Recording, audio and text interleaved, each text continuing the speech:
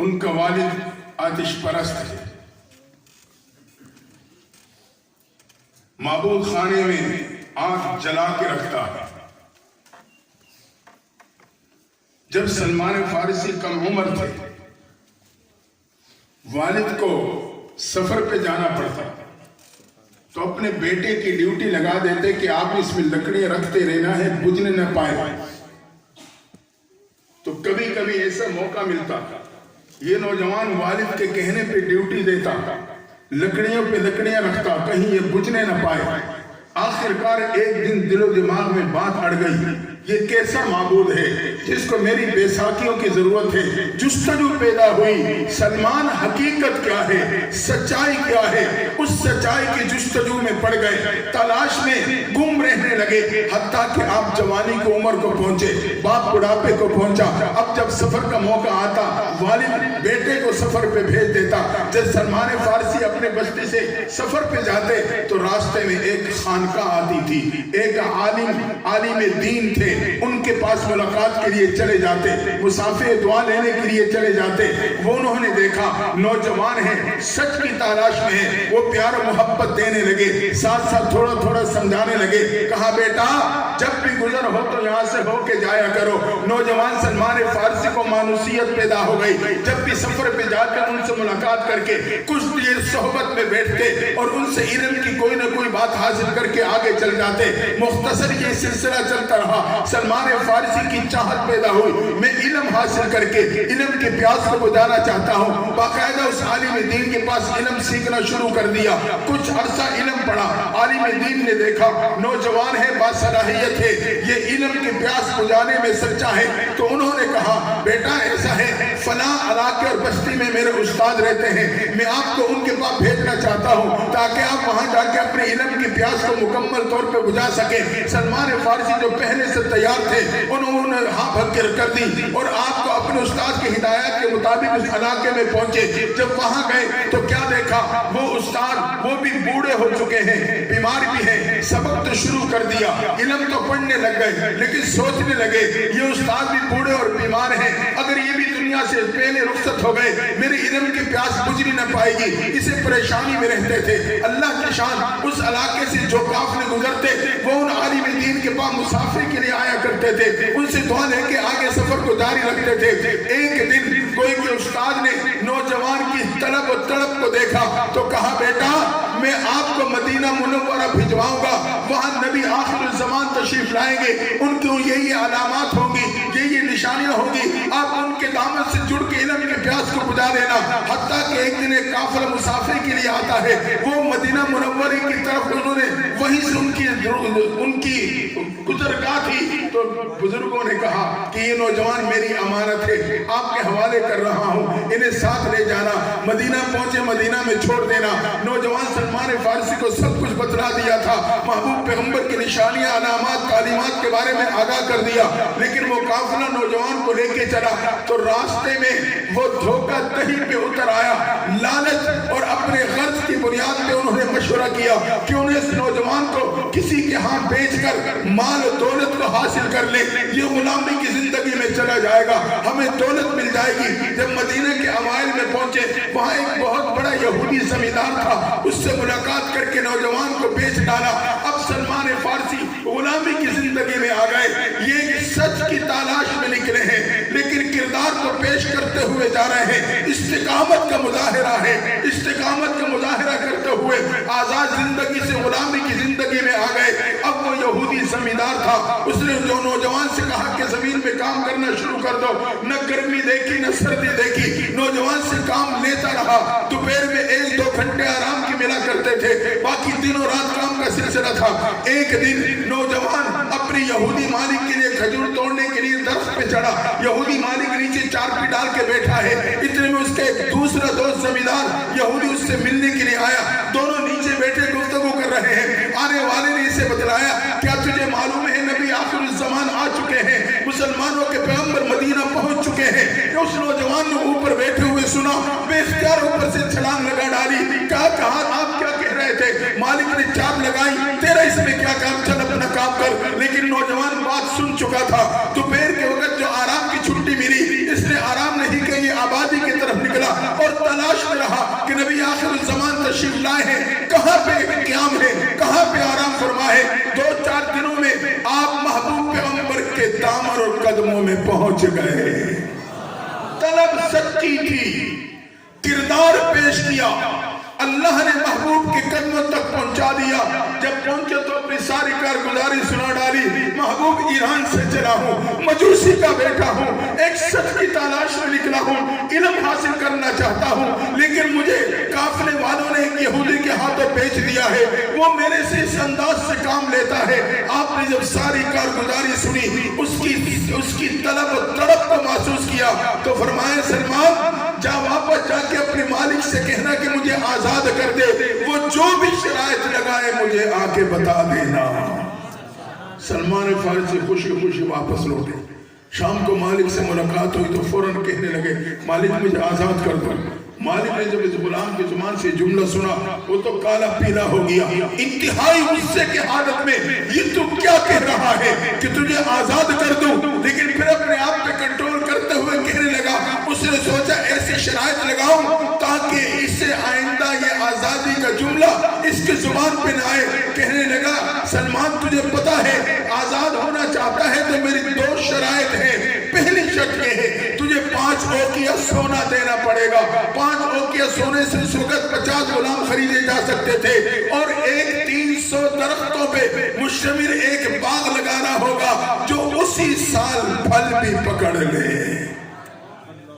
بات ہو گئی۔ اگلے دن جب دوپہر کے ٹائم آرام کی چھٹی ملی تو سلمان فارسی چل پڑے، محبوب کے قدموں میں پہنچ گئے، محبوب کی خدمت میں عرض کر ڈالی اللہ کے نبی صلی اللہ علیہ وسلم اس طرح میں نے مالک سے بات کی، وہ تو کالا پیلا ہو گیا، انتہائی غصے میں آیا، لیکن پھر اس نے کہا آزادی کے لیے میری 2 شرطیں ہیں۔ آپ نے فرمایا بیٹا بتاؤ کون سی شرائط اس نے لگائی ہیں؟ کہا محبوب میرے مالک نے کہا پہلی شرط یہ ہے 5 اوقیہ سونا دینا پڑے گا، دوسری شرط یہ ہے 300 درختوں پہ مشتمل باغ لگانا ہوگا جو اسی سال پھل بھی پکڑ لے۔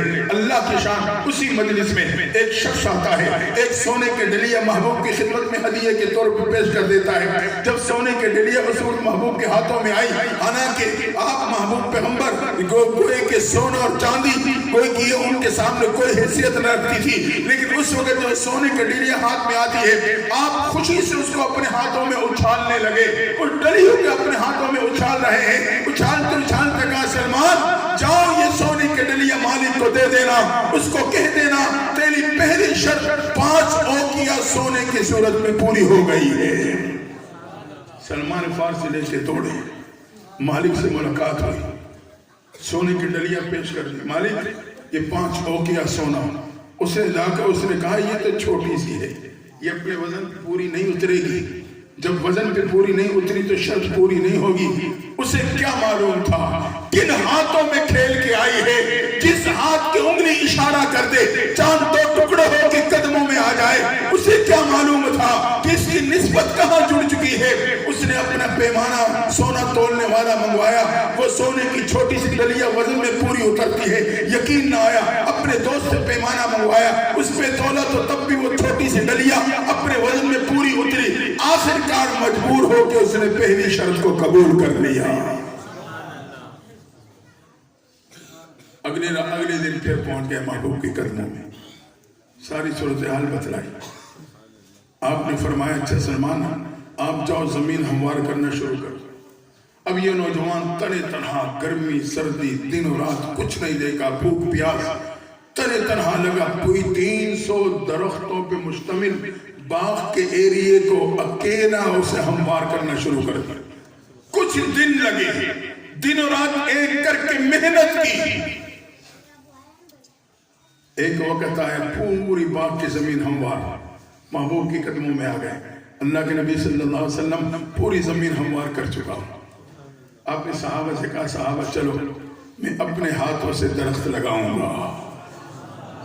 ہاں کھجور کے پودے لیے، पहुंच गए।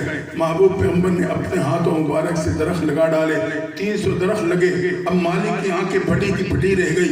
यहूदी देख रहा है ये क्या मामला है, लेकिन कहने लगा, नौजवान से कहा, सलमान गुलाम से कहने लगा, खुश न होना, अभी मेरी शर्त मुकम्मल नहीं हुई। शर्त ये थी कि 300 दरख्तों पे मुश्तमिल बाग लगे, उसी साल वो फल पकड़ ले। अगर इसने इस साल फल पकड़ा तब तुझे आजादी मिलेगी। उसे क्या मालूम था ये दरख्त उस हाथों से लगे हैं जिस हाथ की उंगली इशारा कर दे अबू जहल के मुट्ठी में मौजूद ककरियां भी कलमा पढ़ लेती हैं। अल्लाह की शान, उस बाग ने उसी साल फल भी पकड़ लिया। न चाहते हुए सलमान फारसी को आजाद करना पड़ा। सलमान फारसी महबूब के कदमों में आ गए, आपकी खिदमत में रहने लगे। एक वक्त आया,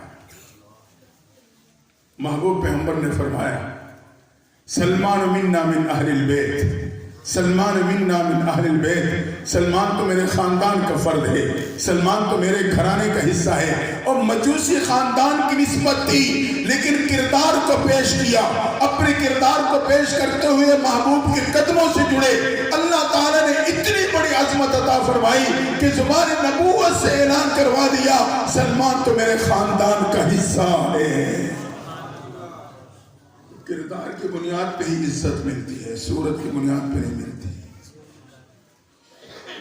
इसलिए हम और आप अपने अखलाक, अपने आदात, अपने मामलात पे नजर डालें,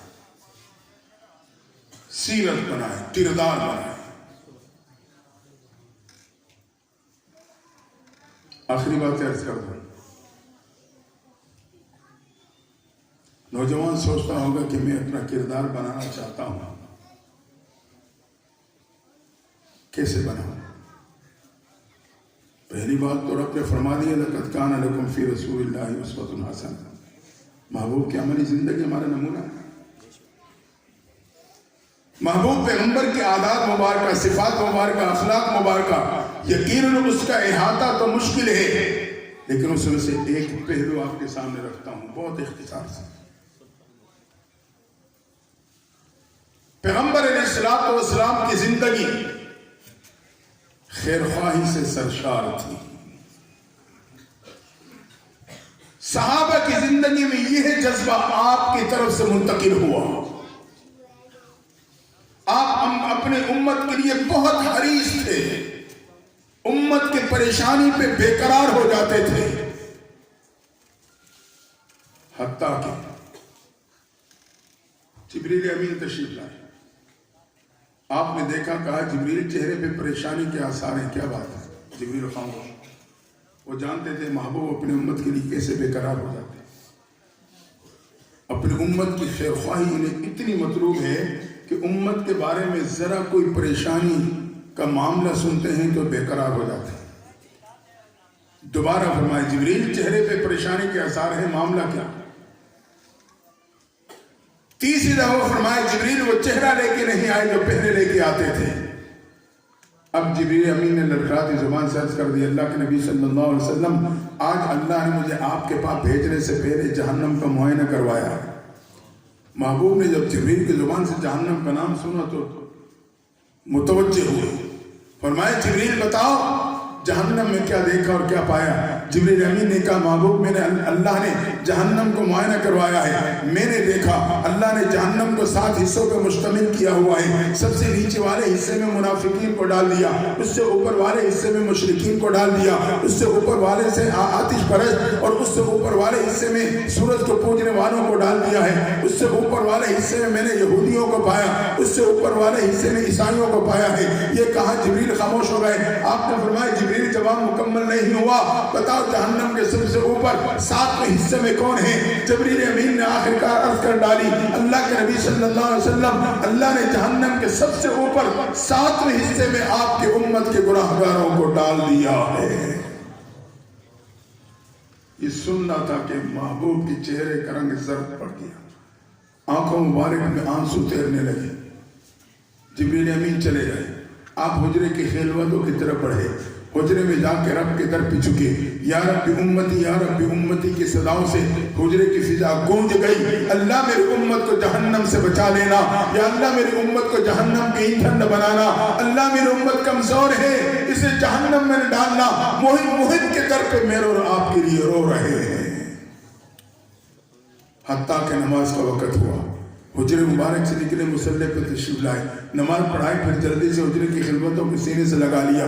सहाबा नज़ाकत को समझ न सके, सोचने पे मजबूर। पहले नमाज के बाद आप तशरीफ रखा करते थे, हम आपके चेहरे अनवर का दीदार करते थे, लगता है कोई अहम मामला होगा, जल्दी होगी, इसलिए नबूवत जल्दी से हुजरे की खिदमतों में चली गई। आप हुजरे में जाकर फिर रब के दर पे झुक के मेरे और आपके लिए रोते रहे। हत्ता कि दूसरी नमाज का वक़्त हुआ, हुजरे से निकले, मुसल्ले पे तशरीफ लाए, नमाज पढ़ाई, फिर जल्दी से हुजरे की खिदमतों में चले गए। अब सहाबा सोचने पे मजबूर, मामला क्या है, लगता है कोई गम लाहिक है, नबूवत बेकरार और परेशान है। मुख्तसर ये तीसरी नमाज के लिए अब पहले से इंतजार होने लगा। जब नबूवत हुजरे मुबारक से निकली, सहाबा पहले से मुतवज्जे, देखा तो मालूम हुआ नबूवत के चेहरे का रंग जर्द है, आंखों मुबारक में आंसू तैर रहे हैं। समझ गए नबूवत बेकरार और परेशान है, कोई गम लाहिक है, लेकिन हिम्मत नहीं कि आगे बढ़ के पूछा जा सके। हत्ता कि पहला दिन गुजरा, दूसरा दिन गुजरा, तीसरा दिन आया तो सहाबा से बर्दाश्त न हुआ। आखिरकार सिद्दीक अकबर आगे बढ़े, हुजरे के दरवाजे में पहुंच के सलाम पेश किया।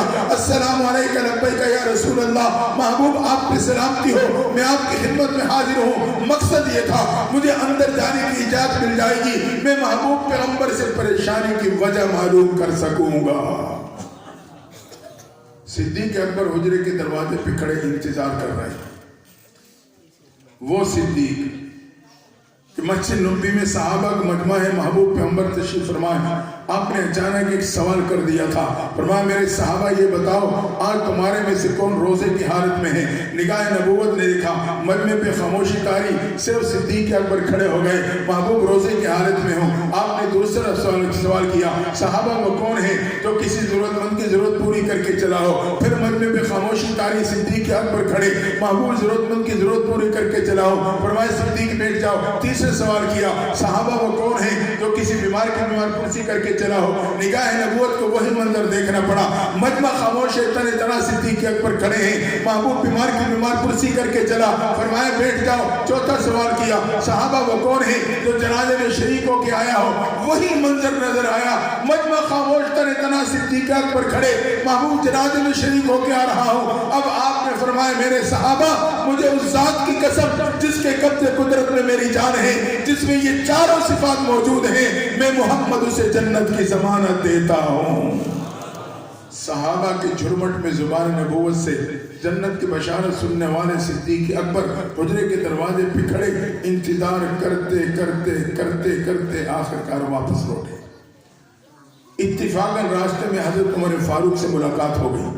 आपने फरमाया उमर मैंने जुबान नबूवत से सुना है, लौकाना बादी नबीयुन लकाना उमर, अगर मेरे बाद किसी नबी ने आना होता तो नबूवत की सलाहियत अल्लाह ने सिर्फ उमर फारूक में रखी थी। उमर ये भी मैंने जुबान नबूवत से सुना है। उमर जिस रास्ते पे चलता है शैतान वो रास्ता छोड़ देता है। हौसला दिलाते हुए सिद्दीक अकबर ने कहा, उमर तुझे याद होगा जब महबूब मेराज के रात से वापस आए तुझे बुलाया था और तुझे जन्नत में तेरे मकान की बशारत सुनाई थी। उमर जब मैं जन्नत में दाखिल हुआ, जन्नत की खेतियां शुरू हो गई, मैं पगडंडियों से होता हुआ आगे बढ़ने लगा। मैंने देखा कि दाएं बाएं खेतियां पक रही हैं, कट रही हैं, पक रही हैं, कट रही हैं। मैंने जिब्रील अमीन से पूछा, जिब्रील ये क्या मामला है। मुझे बतलाया कि आपकी उम्मत की नेकियां हैं जिस तरफ बढ़ाता जा रहा है, बढ़ाता जा रहा है। उम्मत जब मैं खेतियों से आगे बढ़ा, जन्नत की आबादी शुरू हुई, मैंने नजर डाली तो एक इमारत मेरी निगाहों में हसीन ठहरी, इतनी हसीन दिल चाह के अंदर दाखिल होके देखो। करीब किया तो जिब्रील अमीन से पूछ लिया, जिब्रील ये इमारत रब ने किसके लिए बनाई। मुझे बतलाया आपके गुलाम उमर के लिए बनाई है। उमर जब तेरा नाम सुना तेरी गैरत सामने आ गई, कदमों को तेरे घर में दाखिल होने से रोक दिया। जिब्रील सिद्दीक अकबर ने याद दिलाया, उमर तुझे याद होगा उस वक्त तू रो पड़ा था, तेरे आंखों में आंसू, जुबान भी जुमले थे, महबूब मेरे घर में दाखिल होते तो मेरे लिए तो सआदत थी। उमर आप जाएं, आपको हुजरे में जाने की इजाजत मिल जाएगी। हज़रत उमर फारूक सिद्दीक अकबर के गुफ्तगू से हौसला पकड़ा, हुजरे के दरवाजे पे पहुंचे, सलाम पेश किया, एक मरतबा, दो मरतबा, तीन मरतबा, आखिरकार इंतजार करते करते उमर फारूक भी वापस लौटे। रास्ते में सलमान फारसी से मुलाकात हो गई।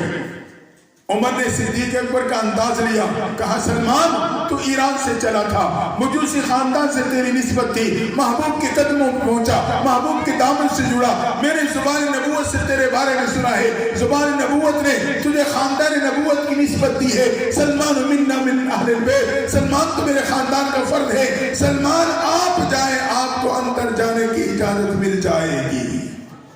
سلمان فارسی نے تھوڑا حوصلہ کیا، آگے بڑھے، حجرے پہ جا کے سلام پیش کر کے انتظار کرنے لگے۔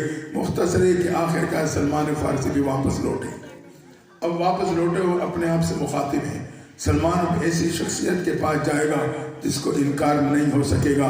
سیدھا پہنچے اماں فاطمہ الزہرا کے قدموں میں، پردے میں دعا سلام کے بعد کہا اماں جان 3 دن سے صحابہ تڑپ رہے ہیں، یہ صورتحال ہے، یہ معاملہ ہے، آپ جائیں آپ کو تو اندر جانے کی اجازت مل جائے گی۔ ساتھ ہی حوصلہ بڑھاتے ہوئے کہا اماں جان ایک دن مسجد نبوی میں صحابہ کا مجمع تھا، محبوب پیغمبر تشریف فرما تھے، محبوب نے اچانک ایک سوال اٹھایا تھا، فرمائے میرے صحابہ یہ بتاؤ نیک عورت کی نشانی کیا ہوتی ہے؟ ہر صحابی اپنے انداز سے بیان کرتا بیٹھ جاتا، محبوب سنتے خاموش ہو جاتے۔ میں نے دیکھا جب یہ واری حضرت علی کے قریب آنے لگی، وہ اٹھے اور حجرے میں آئے، پھر آ کے اپنے نمبر کے انتظار میں بیٹھ گئے۔ واری آئے تو حضرت علی کھڑے ہوئے، کہا اللہ کے نبی صلی اللہ علیہ وسلم نیک عورت کی نشانی یہ ہے، نہ اس نے کسی غیر محرم کو دیکھا نہ اس کو کسی غیر محرم نے دیکھا۔ فرمایا اماں جان جب حضرت علی نے یہ جملہ کہا، نگاہ نبوت محبت بھرے انداز سے علی کے چہرے پہ جم گئی، آپ کے چہرے پہ خوشی کے آثار، ہونٹ مبارک پہ مسکراہٹیں تھی۔ حضرت علی جان گئے محبوب کو جملہ پسند آیا تو کہنے لگے اللہ کے نبی یہ جملہ میرا نہیں، مجھے فاطمہ الزہرا نے بتلایا ہے۔ اماں جان اس وقت زبان نبوت میں یہ کلمات تھے، محبوب نے فرمایا علی فاطمہ بضعۃ منی، فاطمہ بضعۃ منی، فاطمہ کا کیا کہنا، وہ تو میرے جگر کا ٹکڑا ہے۔ اماں جان آپ جائیں آپ کو اجازت مل جائے گی۔ حضرت فاطمہ زہرا نے جب حالات معلوم کیے، بے قراری کے عالم میں حجرے کے دروازے پہ پہنچی، سلام پیش کیا، محبوب نے سنا لخت جگر آ گئی، بے قرار اور پریشان ہے، فوراً اندر آنے کی اجازت دے دی۔ فاطمہ زہرا آگے بڑھی، قریب جا کے بیٹھی، چہرے انور پہ نگاہوں کو ڈال کے کہنے لگی ابا جان کیا بات ہے؟ چہرے کا رنگ زرد ہے، آنکھوں مبارک میں آنسو ہیں، صحابہ 3 دن سے تڑپ رہے ہیں، معاملہ کیا ہے؟ یہ جملہ سننا تھا۔ محبوب ایک بار پھر تڑپ گئے، کہا لخت جگر تجھے کیا بتلاؤں؟ 3 دن قبل جبریل امین آئے تھے، انہوں نے مجھے بتلایا ہے اللہ نے میرے امت کے گناہگاروں کو جہنم میں ڈال دیا ہے۔ جب سے میں نے رب کا یہ فیصلہ سنا اس وقت سے امت کے لیے بے قرار ہوں۔ یہ کہا پھر سجدے میں چلے گئے، یا رب امتی یا رب امتی کی صدائیں بلند ہو جاتی ہیں، رب کی رحمت جوش میں آ گئی، جبریل امین آتے ہیں، محبوب اللہ سلام دے رہا ہے، ساتھ پیغام دے رہا ہے وَلَسَوْفَ يُؤْتِيكَ رَبُّكَ فَتَرْضَىٰ، محبوب سجدے سے سر اٹھاؤ، اتنا دوں گا کہ آپ راضی ہو جائیں گے۔ جبریل امین نے پیغام دیا، چلے گئے، آپ نے سجدے سے سر مبارک اٹھایا، لخت جگر کی طرف متوجہ ہوئے، فرمایا فاطمہ مبارک ہو، اللہ نے مہربانی کا معاملہ فرما دیا، رب نے میرے سے وعدہ کر لیا ہے میں قیامت کے دن آپ کو اتنا دوں گا کہ آپ میرے سے راضی ہو جائیں گے۔ فاطمہ گواہ ہو جانا، میں قیامت کے دن اللہ سے اس وقت تک راضی نہیں ہوں گا جب تک وہ میری امت کے آخری فرد کو بھی جنت میں داخل نہیں کر دے گا۔ کسی امت کو ایسے نبی نہیں ملے، کوئی نبی اپنے امت کے لیے اتنا نہیں رویا جتنے محبوب پیغمبر میرے اور آپ کے لیے روئے۔ آپ اپنی بیٹیوں کے لیے اتنا نہیں روئے جتنے اپنے امتی کے لیے روئے۔ خیر خواہی کا جذبہ تھا، امت کے لیے تڑپ جاتے تھے۔ تو آئیں اگر اسی جذبے کو اپنی زندگی میں لے آئیں گے میری دنیا اور آخرت سنور جائے گی۔ اگر میں نے اپنے آپ کو اسی خیر خواہی کے جذبے سے سجا لیا، میرے اور آپ کے لیے ہر طرف سے نیکیوں کے راستے کھل جائیں گے۔ یہ ایک ایسا بنیادی جذبہ ہے کہ اس کی بنیاد پہ انسان کے لیے ہر طرف سے نیکیوں کے راستے کھل جاتے ہیں۔ خیر خواہی کہتے ہیں دوسرے کے ساتھ اچھائی، دوسرے کے ساتھ بھلائی۔ علماء نے لکھا ہے اچھائی نہیں کر سکتے کم از کم برائی نہ کرو، اچھا نہیں کہہ سکتے کم از کم برا نہ کرو، یہ بھی خیر خواہی۔ اور رب کو یہ جذبہ بہت پسند ہے۔ وہ الگ بات ہے آج ہم اپنے محبوب کی بس ایک زبانی جمع خرچ میں تو میرے سے کوئی آگے نہیں ہے، لیکن حقیقت میں ہم نے اپنی نبی کے دامن کو چھٹک دیا ہے، یہی وجہ ہے کہ آج ہم ایک دوسرے کی ٹانگیں کھینچتے ہیں، دوسرے کی خوشی پہ پریشان اور پریشانی پہ خوش ہوتے ہیں۔ تو جس ذات کی شفاعت کی امید پہ زندگی گزار رہے ہیں، کم از کم کسی درجے میں تو ان کی اتباع میں آ جائیں۔ یہ جذبہ میں رب کو بہت پسند ہے۔ قرآن نقشہ کھینچتا، میدان میں چیونٹیاں پھیلی ہوئی ہیں، دور دور تک وادی نمل ہے۔ اللہ کی شان سلیمان علیہ السلام کا لشکر آ رہا۔ سلیمان علیہ السلام کا لشکر جب تخت پہ پرواز کرتا تو اس تخت پہ کم از کم 6000 کرسیاں لگتی تھی۔ جب وہ زمین پہ چلتا تو بہت بڑے ایریے میں پھیرا ہوتا تھا، بڑے مربوط طریقے سے جیسے فوج پریڈ کرتے ہوئے آگے بڑھتی ہے۔ پہلے مختلف انسانوں کی لائنیں، پھر مختلف جنات کی لائنیں، پھر مختلف جانوروں کی لائنیں، پرندے پر پھیلائے ساتھ ساتھ پرواز کرتے آگے بڑھتے تھے۔ ایک چیونٹی نے دیکھا سلیمان علیہ السلام کا لشکر آ رہا ہے، اگر اس طرح بڑھتا چلا آیا نہ جانتا ہو تمام چیونٹوں کو قدموں کے نیچے رونتا چلا جائے گا۔ تو اس چیونٹی نے خیرخواہی کی بنیاد پہ ایک آواز اٹھائی، خیرخواہی کی بنیاد پہ کہ دوسروں کو تکلیف سے نقصان سے بچا لوں۔ وہ آواز میرے رب کو اتنی پسند آتی ہے کہ اللہ اپنے محبوب کے ذریعے سے میرے رب تک پہنچا دیتا ہے۔ معلوم ہوا رب کی منشا بھی یہ ہے کہ میرے محبوب کی امتی کی زندگی میں یہ جذبہ موجود ہو۔ چیونٹی نے آواز لگائی، یا ایھا النمل ادخلوا مساکنکم، چیونٹیوں اپنے پنوں میں داخل ہو جاؤ۔ ایسے نہ ہو سلیمان علیہ السلام کا لشکر آئے نہ جانتے ہوئے تمہیں قدموں کے نیچے رون نہ ڈالے۔ خیر خواہی کی بنیاد پہ اٹھنے والی یہ آواز اللہ کو اتنی پسند آتی ہے کہ اسی بنیاد پہ اللہ اس معمولی سے مخلوق چیونٹی کو اللہ اپنے قرآن کا حصہ بنا دیتا ہے۔ قیامت کی صبح تک تلاوت ہوتی رہے گی، اس معمولی سی مخلوق کی عظمت بیان ہوتی چلی جائے گی۔ دوستو میں اور آپ تو اشرف المخلوقات ہیں۔ اگر میں اور آپ مطلق انسان سے خیر خواہی کریں گے، پھر ایمان والے کے ساتھ کریں گے، ایمان والوں میں اپنے عزیز و اقارب کے ساتھ اگر خیر خواہی کا معاملہ رکھیں گے تو اللہ کے میرے آپ کا کیا مقام ہوگا۔ دعا ہے اللہ تعالیٰ ہمیں اور آپ کو بھی اپنے محبوب کی اتباع نصیب فرما دے اور عملی زندگی گزارنے کی توفیق عطا فرمائے۔ وآخر دعوانا ان الحمدللہ رب العالمین۔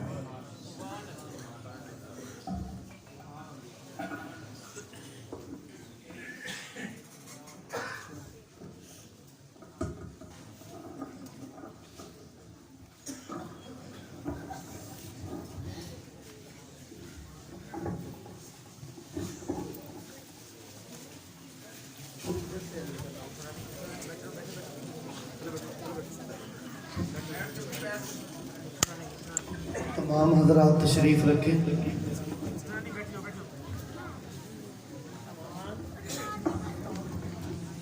صاحبزادہ حضرت خواجہ مولانا عبد الماجد سجیکی صاحب دامت برکاتہم العالیہ سمجھا رہے تھے کہ ہم محنت سے اپنے سیرت و کردار کو ایسا بنائیں کہ بعد میں اگر ہم اس دنیا سے چلے جائیں تو لوگ ہمیں اچھے نام سے پکاریں۔ تو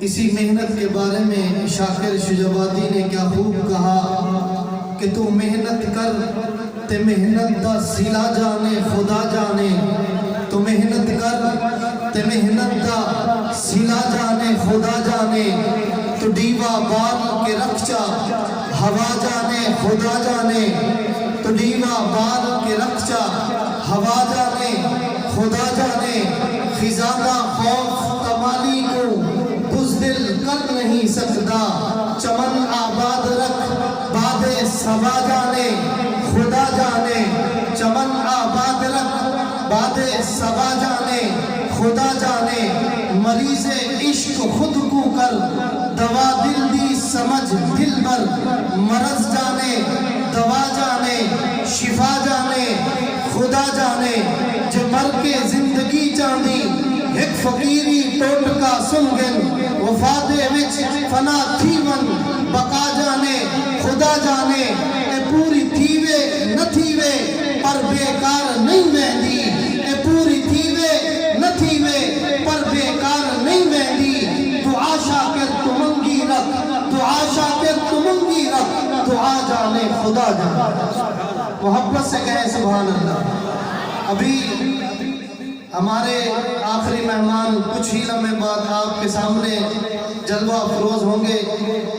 ملک پاکستان کے عظیم سناخواں جناب مولانا قاری محمد آصف رشیدی صاحب دامت برکاتہم العالیہ، تو اس سے پہلے جن بچوں نے یہاں قرآن پاک مکمل کیا ہے ان کا سبق بھی ہوگا اور اسناد بھی تقسیم کی جائیں گی۔ تو ابھی میں اسی مدرسے کے طالب علم جناب محمد نعیم کو دعوت دے رہا ہوں، وہ تشریف لائیں اور تقریر کریں۔ محمد نعیم، محمد احمد نعیم۔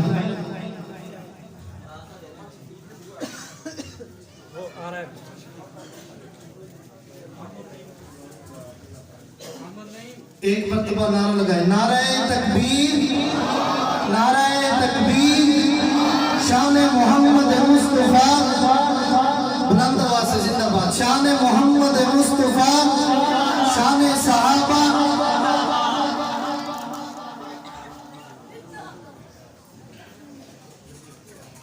شان صحابہ، شان اہل بیت، شان قرآن، نعرہ تکبیر۔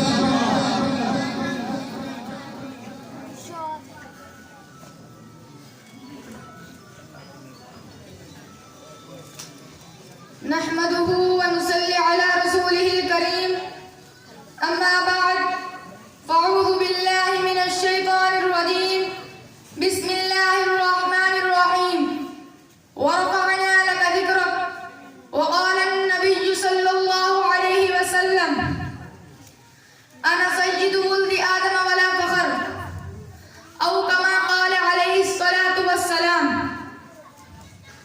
میرے انتہائی دور دراز سے تشریف لانے والے مہمانوں اور اسٹیج پہ جلوہ افروز علماء کرام، السلام علیکم ورحمۃ اللہ وبرکاتہ۔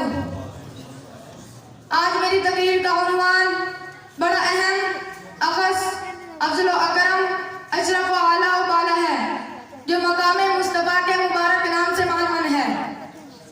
سامعین محترم، تاجدار ختم نبوت، آقا دو جہاں، سید الجن والانس، فخر موجودات، محبوب کائنات، محبوب رب الارض و سما، سید الانبیاء، خاتم الانبیاء، ہادی برحق، امام الرسل، رشک ملائک، صاحب لولاک، شافی محشر، ساقی کوثر، آمنہ کے لختے جگر، حضرت عبداللہ کے نور نظر، حضرت محمد مصطفیٰ احمد متبع صلی اللہ علیہ وسلم کو رب کائنات نے ایسے معاشرے میں مبعوث فرمایا تھا جہاں کفر و شرک کی گہری گھٹنائیں چھائی ہوئی تھی، برائی اپنے عروج پر تھی، نیکی اور بدی کی تمیز بالکل نہیں تھی، حیا اور شرم درکنار تھا، قتل و غارت کا گرم بازار تھا۔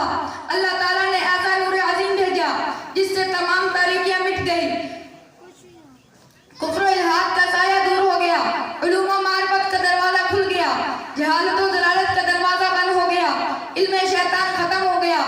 ایسی عظیم ہستی آئی جس کے سامنے تمام کائنات جھک گئی، جس پر ملائک گرش کرنے لگے اور سید الملائکہ ان کے گھر میں حاضری دینے لگے۔ سامعین محترم، حضرت آمنہ کے گھر میں ایسا عظیم بچہ پیدا ہوا جس کو صفات و کمالات ایسے ملے جن کی نظیر نہیں ہے، اور زندگی کا ہر گوشہ اتنا پاکیزہ ہے کہ قرآن بھی پکار اٹھتا ہے، فقد لبثت فیکم عمرا من قبلی افلا تعقلون۔ عادات اور اخلاق اس قدر بلند ہیں کہ وَإِنَّكَ لَعَلَىٰ خُلُقٍ عَظِيمٍ کے مرتبے پر فائز ہو گئے، اور رفعت کا یہ علم ہے کہ رب کریم نے وَرَفَعْنَا لَكَ ذِكْرَكَ کا مدح سنایا، اور عظمت کا مقام یہ ہے کہ اللہ تعالیٰ نے ساری کائنات کو ان اللہ وملائکتہ یصلون علی النبی کا معمول بنایا۔ محبوبیت کا عالم یہ ہے کہ معراج سے مشرف فرمایا گیا، شفقت کا عالم یہ ہے کہ ان کے دوستوں کو زندگی میں ہی جنت کا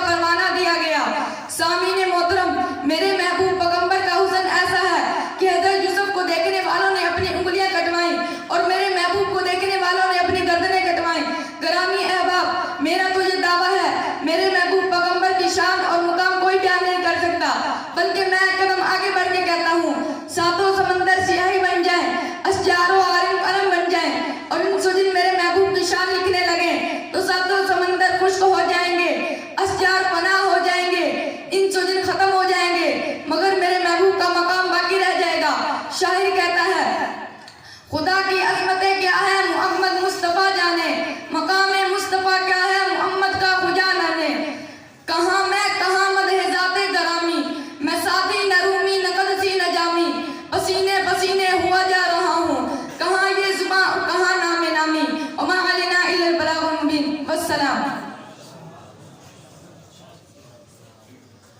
ماشاءاللہ، اللہ مزید علم اور عمل میں برکت عطا فرمائے. تقریر کے لیے تشریف لاتے ہیں محمد مجیب الرحمن.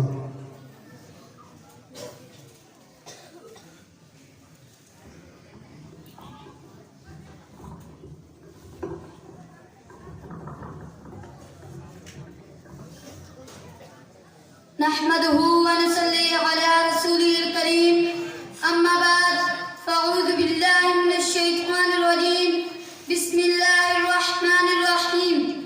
إنما يخشى الله من عباده العلماء.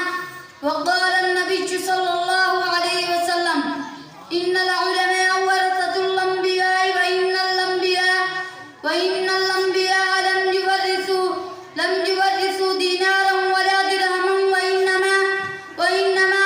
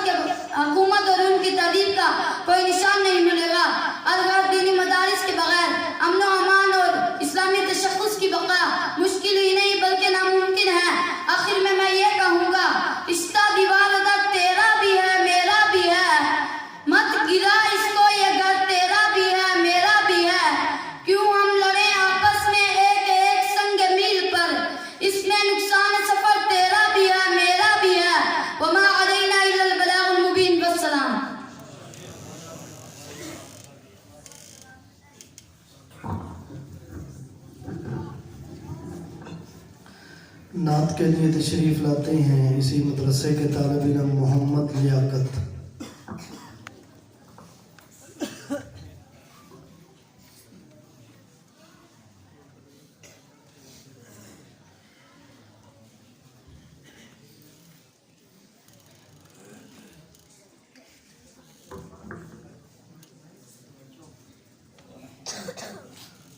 درشی پانے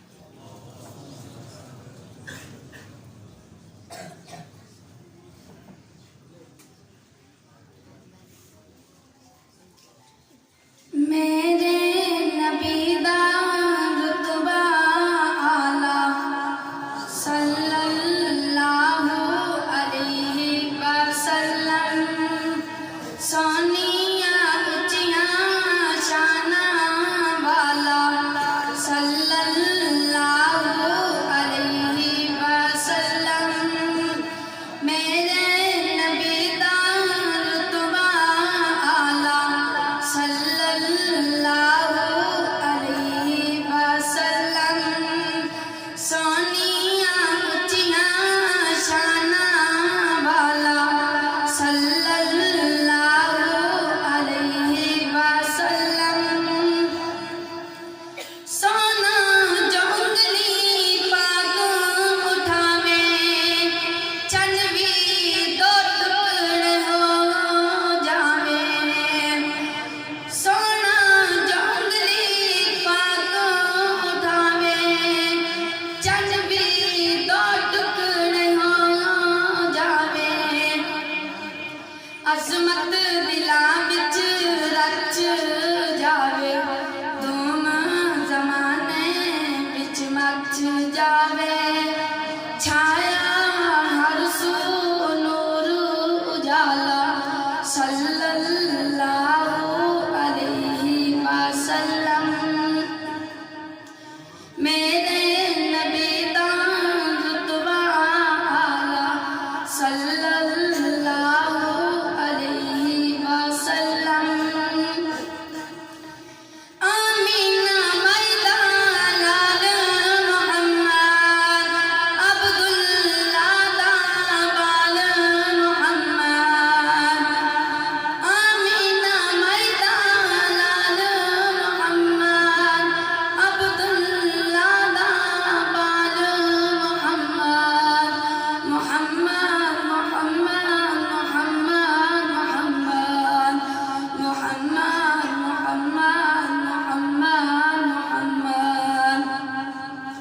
آپ دی کوئی نہ مثال محمد، اپنے آپ مثال محمد، سارا جگ جس دا مت والا صلی اللہ علیہ وسلم، میرے نبی دا رتبہ اعلیٰ صلی اللہ علیہ وسلم۔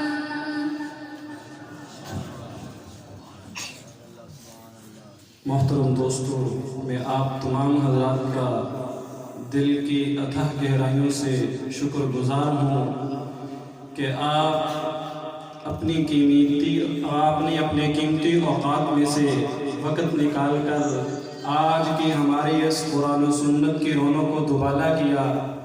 اللہ تعالیٰ آپ کو اپنی شایان شان اس کا بدلہ عطا فرمائے۔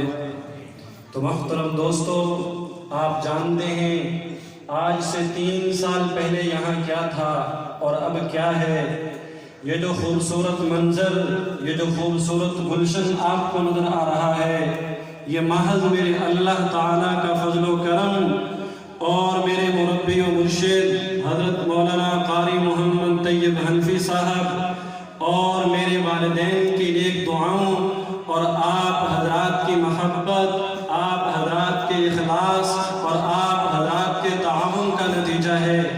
اور آپ یقیناً اس بات سے خوش ہوں گے کہ الحمدللہ آپ کے اس ادارے میں 150 بچے اور بچیاں قرآن مجید کی تعلیم حاصل کر رہے ہیں۔ اور یہ بھی یاد رکھیں، آپ کے لیے، آپ کے علاقے کے لیے بڑی خوشخبری ہے کہ الحمدللہ آپ کے اس ادارے میں طلباء کو قرآن مجید کے ساتھ ساتھ دنیاوی تعلیم بھی دی جاتی ہے۔ جو ابتدائی طلباء آتے ہیں ان کو اول سے لے کر 8 تک یعنی مڈل تک کی تعلیم دی جاتی ہے۔ جو طلباء پرائمری پاس آتے ہیں ان کو 7، 6، 7ویں اور 8ویں کی تعلیم بھی دی جاتی ہے۔ اور یہ بھی آپ کے لیے خوشی کی بات ہے، آپ حضرات کی محبت اور آپ کے اخلاص کا نتیجہ ہے کہ جس طرح پہلے سالوں میں یہاں سے بچے قرآن مجید حفظ مکمل کرتے ہیں، اس سال بھی الحمدللہ 4 بچوں نے اور 2 بچیوں نے قرآن مجید حفظ مکمل کیا ہے۔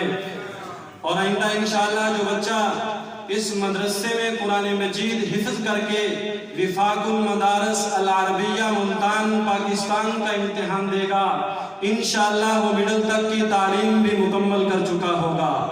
تو میں آپ تمام حضرات سے ملتمس ہوں کہ آپ اپنے اس ادارے کو اپنی دعاؤں میں یاد رکھیں، اس ادارے کے ساتھ محبت فرماتے رہیں۔ یہ آپ کی محبت ہے، آپ کا اخلاص ہے، یہ آپ کے تعاون سے چل رہا ہے اور انشاءاللہ تا قیامت چلتا رہے گا۔ وہ طلباء جنہوں نے قرآن مجید مکمل کیا اور ان کو آخری سبق استاد الحدیث حضرت مولانا یاسر راشدی صاحب پڑھائیں گے، ان طلباء کے میں نام لیتا ہوں، وہ کھڑے ہو جائیں۔ حافظ محمد وسیم بن محمد ریاض، حافظ محمد عمران بن حاجی عبداللطیف، حافظ محمد جنید بن محمد ریاض، حافظ محمد مزمل حسین شافی بن ماسٹر فرحاد عباس۔ اور یہ بات یاد رکھیں، جن بچیوں نے قرآن مجید حفظ مکمل کیا ہے ان کے لیے علیحدہ پروگرام کا انتظام کیا گیا ہے، مستورات کا پروگرام علیحدہ ہوگا، وہاں ان بچیوں کی دوپٹہ پوشی ہوگی۔ اور جن طلباء نے پچھلے سال اس مدرسہ سے قرآن مجید حفظ مکمل کیا اور وفاق المدارس العربیہ ملتان پاکستان کے تحت امتحان دیا اور وفاق المدارس کی طرف سے اسناد جاری ہوئیں، جو اسناد وصول کرنے والے طلباء ہیں وہ بھی قریب آ جائیں۔ حافظ محمد ندیم بن نور احمد، حافظ سمیع اللہ بن محمد ریاض، حافظ محمد ساجد بن محمد ریاض، حافظ محمد سفیان بن غلام یاسین، حافظ محمد اختر بن محمد اسلم، حافظ گلشیر بن محمد رمضان۔ اب میں ملتمس ہوں اپنے استاد محترم حضرت مولانا یاسر راشدی صاحب سے کہ وہ ان بچوں کو آخری سبق پڑھائیں اور اپنے دستے مبارک سے ان بچوں کے سر پہ دستار رکھیں اور اپنے دستے مبارک سے ان بچوں کو اسناد دیں۔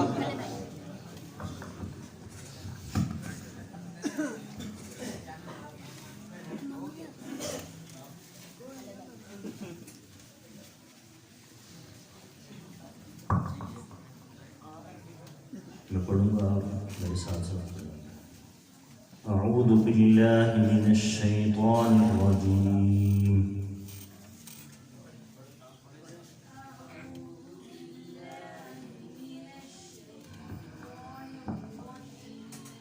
بسم اللہ الرحمن الرحیم،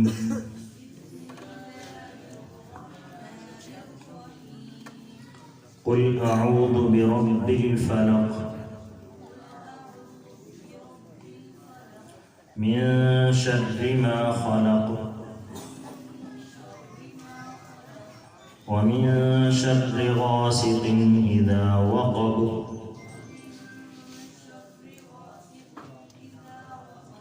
ومن شر النفاثات في العقد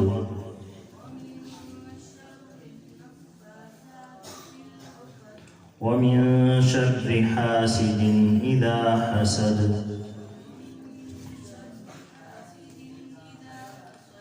بسم اللہ الرحمن الرحیم، قل اعوذ برب الناس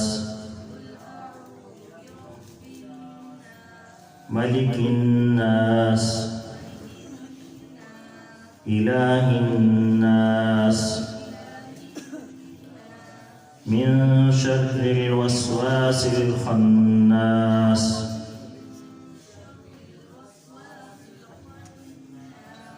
الذي يوسوس في صدور الناس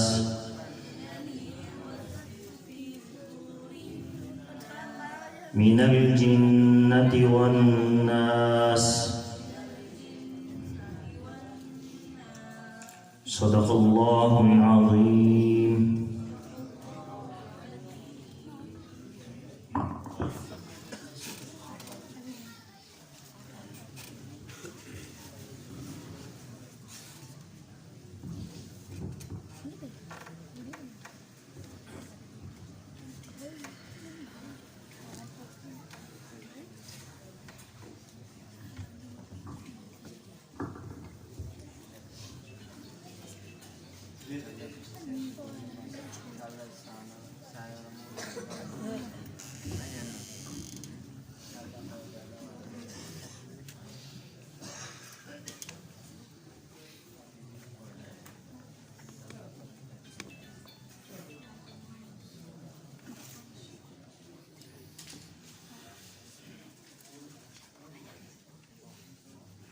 جن طلباء نے اسناد وصول کرنی ہے: حافظ محمد ندیم بن نور احمد، حافظ محمد ندیم بن نور احمد، حافظ سمیع اللہ بن محمد ریاض،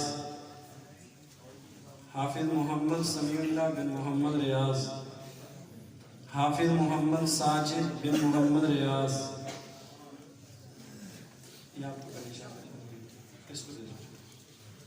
حافظ محمد سفیان بن غلام یاسین، حافظ محمد اختر بن محمد اسلم، حافظ گلشیر بن محمد رمضان، حافظ گلشیر بن محمد رمضان،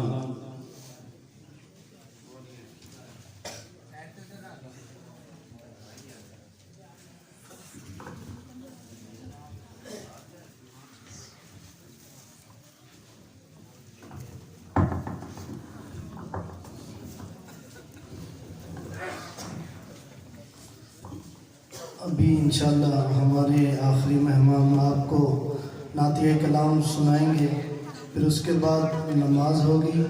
نماز کے بعد تمام حضرات سے التماس ہے کہ آپ سب کے لیے کھانے کا انتظام ہے، کھانا کھائے بغیر کوئی بھی نہ جائے۔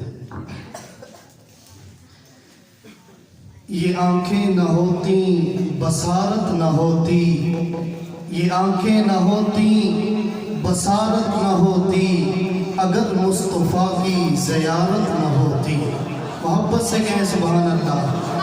یہ آنکھیں نہ ہوتی بصارت نہ ہوتی، اگر مصطفیٰ کی زیارت نہ ہوتی، جو نام محمد زباں پر نہ آتا، جو نام محمد زباں پر نہ آتا، کسی بھی زباں کی طہارت نہ ہوتی۔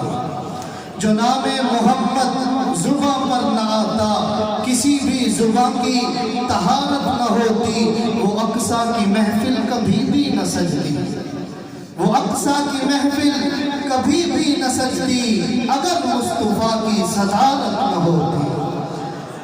وہ اقصیٰ کی محفل کبھی بھی نہ سجتی، اگر مصطفیٰ کی صدارت نہ ہوتی۔ نبی کے صحابہ جو حق پر نہ ہوتے، نبی کے صحابہ جو حق پر نہ ہوتے، تو جنت کی ان کو بشارت نہ ہوتی۔ نبی کے صحابہ جو حق پر نہ ہوتے، تو جنت کی ان کو بشارت نہ ہوتی۔ حقیقی مجازی کہاں عشق ہوتے، حقیقی مجازی کہاں عشق ہوتے، یہ مرقوم نظم عبارت نہ ہوتی۔ حقیقی مجازی کہاں عشق ہوتے، یہ مرقوم نظم عبارت نہ ہوتی۔ محمد پہ کٹ کر خدا جو نہ ملتا، محمد پہ کٹ کر خدا جو نہ ملتا، صحابہ کی ایسی تجارت نہ ہوتی، صحابہ کی ایسی تجارت نہ ہوتی. میں دعوت سخن دے رہا ہوں ملک پاکستان کے مشہور و معروف ثنا خان مصطفیٰ مداح صحابہ و اہل بیت حضرت مولانا قاری محمد آصف رشیدی صاحب کو کہ وہ اپنے خوبصورت انداز اور لب و لہجے سے ہمارے دلوں کو منور فرمائیں. جناب حضرت مولانا قاری محمد آصف رشیدی صاحب دامت برکاتہم العالیہ.